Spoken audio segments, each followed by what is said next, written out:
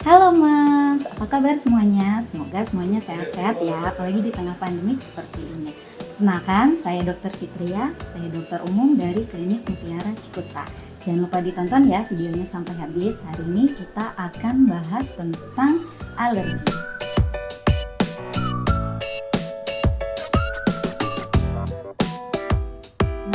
Mom pasti udah nggak asing kan dengar kata-kata alergi.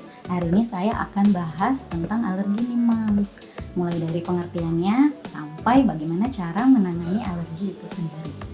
Nah, untuk pengertian alergi itu sendiri merupakan reaksi hipersensitivitas sistem kekebalan tubuh terhadap lingkungannya. Alergi ini dipengaruhi oleh dua faktor nih Moms. Yang pertama, faktor genetik atau keturunan, yang kedua faktor lingkungannya. Sebenarnya penyebab dari alergi itu sendiri belum diketahui pasti oleh beberapa peneliti. Tetapi ada beberapa substansi atau alergen yang dapat memicu reaksi alergi. Nah, sebenarnya substansi ini bagi beberapa orang tidak berbahaya, Ini berikut substansi apa saja yang dapat menyebabkan reaksi alergi. Yang pertama, makanan. Biasanya makanan paling sering itu adalah makanan laut, susu, terus kacang-kacangan dan coklat. Yang kedua, alergi terhadap bulu-buluan. Bulu ini bulu apa sih? Bulu hewan. Biasanya yang paling sering bulu hewan kucing ataupun anjing. Selain itu juga ada bulu seperti bulu karpet atau bulu dari boneka. Yang ketiga, debu rumah, debu apapun itu, tungau atau serbuk sari yang bisa menyebabkan reaksi alergi.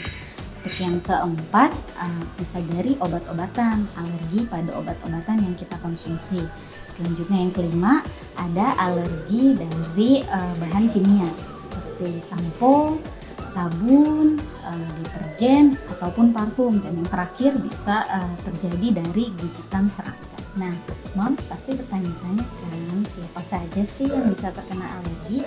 Jawabannya adalah semua orang bisa terkena alergi ya Moms. Kasus alergi ini sekitar 60-70% terjadi pada seseorang dengan riwayat orang tuanya, ayah, dan ibunya memiliki riwayat alergi. Sedangkan sebanyak 30-40% terjadi pada seseorang dengan riwayat ayah atau ibu yang memiliki riwayat alergi. Nah, 10%-nya ini bisa jadi mengenai seseorang tanpa riwayat orang tua dengan alergi. Apa saja sih gejala yang terjadi pada seseorang yang terkena reaksi alergi? Gejalanya sangat bervariasi, mulai dari gejala ringan sampai gejala berat ya Moms.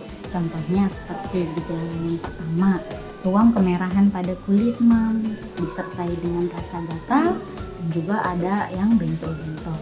Yang kedua, bisa terjadi pembengkakan pada area wajah, biasanya sih yang paling sering di sekitar bibir. Selanjutnya yang ketiga, gangguan pada pernafasan, bisa berupa sesak nafas, terus juga ada juga batuk, hidung berair atau bersin-bersin. Selanjutnya yang keempat, bisa gejala gangguan pencernaan, mulai dari mual muntah, nyeri perut, sampai diare. Nah, Moms, bagaimana sih cara kita mengetahui seseorang memiliki alergi atau tidak? Yang pasti kita harus konsultasikan terlebih dahulu kepada dokter untuk melakukan beberapa pemeriksaan. Yang pertama, lakukan anamnesis atau wawancara terhadap pasien mengenai riwayat alergi sebelumnya atau riwayat orang tua dengan alergi. Yang kedua, lakukan tes tempel, yaitu menempelkan substansi alergen pada tubuh pasien. Yang ketiga, lakukan tes uji tusuk, yaitu menusukkan substansi alergen pada tubuh pasien. Dan yang terakhir, yang keempat, kita bisa lakukan pemeriksaan darah untuk mengetahui kadar imunoglobulin E. Yang terakhir nih Moms, bagaimana cara kita menangani reaksi alergi? Sebenarnya prinsip menangani reaksi alergi adalah pencegahannya ya Moms. Bagaimana cara kita menghindari faktor pencetusnya? Tetapi Moms, jika reaksinya sudah terjadi dengan gejala ringan, kita bisa konsumsi obat-obatan yang ada di rumah seperti antihistamin atau anti alergi. Contohnya cetirizine, CTM bisa dikonsumsi di rumah ya Moms. Tetapi nih Moms, jika serangan berat kita harus datang ke fasilitas kesehatan untuk dikonsultasikan kepada dokter. Sekian informasi tentang alergi dari saya.